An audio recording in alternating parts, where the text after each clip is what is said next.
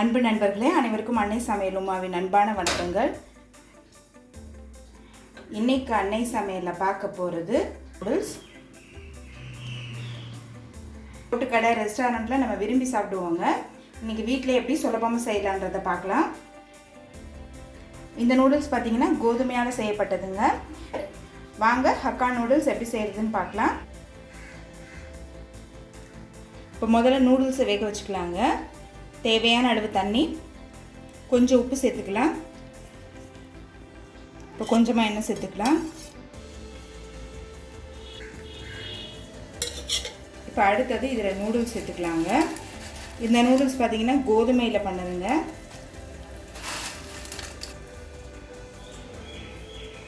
ஒரு packet noodles சேர்க்குறேன். இதில் 180 கிராம் இருக்குது. இப்போ நூடுல்ஸ் வேகிற வரைக்கும் வெயிட் பண்ணலாங்க. 90% வேக வச்சா போதும். 5 நிமிஷம் ஆகிடுச்சுங்க. நூடுல்ஸ் பாருங்கள் முக்கால்வாசி வெந்துருச்சு. இப்போ நூடுல்ஸை இதுலேருந்து தனியாக எடுத்து வச்சிடலாங்க.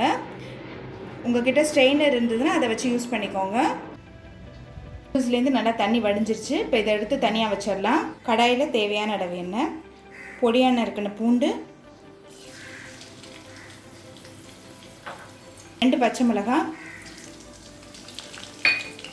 ஒரு வெங்காயத்தை சேர்த்துக்கலாம்.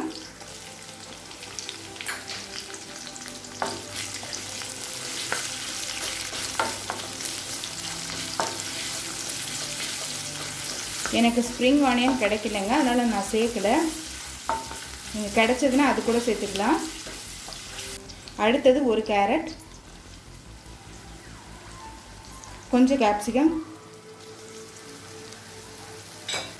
கொஞ்சம் முட்டைக்கோஸ் இதெல்லாம் சேர்த்துட்டு நல்லா வதக்கிக்கலாங்க. நல்லா ஹை ஃப்ளேம்லேயே வச்சு வதக்கிக்கோங்க.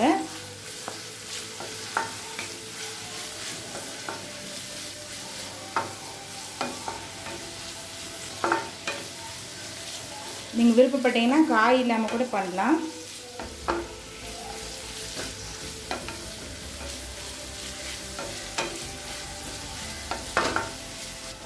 இது கூடவே கொஞ்சமாக உப்பு சேர்த்துக்கலாம்.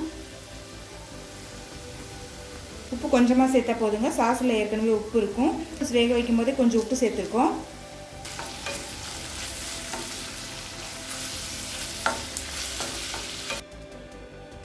இப்போ காய்கறி எல்லாத்தையும் நல்லா வதக்கியாச்சுங்க. அடுத்தது நம்ம வேக வச்ச நூடுல்ஸு இதில் சேர்த்துக்கலாம்.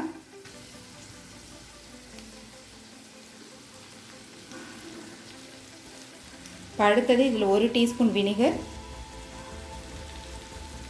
1/2 டீஸ்பூன் மிளகாய்த்தூள், 1/2 டீஸ்பூன் மிளகுத்தூள், 2 teaspoon chilli sauce, 2 teaspoon soya sauce,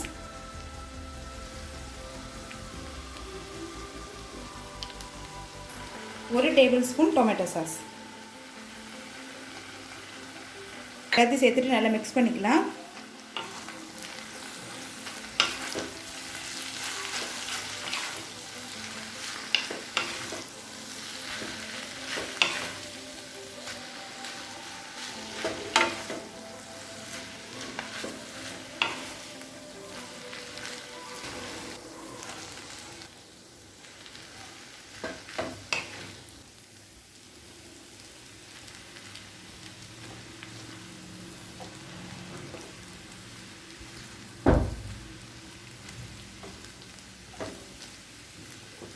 இப்போ ரோட்டுக்கடை நூடுல்ஸ் ரெடி ஆகிடுச்சுங்க. சர்வ் பண்ணிடலாம். சுவையான ரோட்டுக்கடை நூடுல்ஸ் ரெடி ஆகிடுச்சு. ரெசிபியை ட்ரை பண்ணி பாருங்கள், கண்டிப்பாக உங்களுக்கே பிடிக்கும். ரெசிபி பிடிச்சிருந்ததுன்னா வீடியோவை லைக் பண்ணுங்கள், கமெண்ட் பண்ணுங்கள், ஷேர் பண்ணுங்கள். இது வரைக்கும் அன்னை சமையல் சேனலை சப்ஸ்கிரைப் பண்ணலைன்னா சப்ஸ்கிரைப் பண்ணுங்கள். தேங்க்யூ.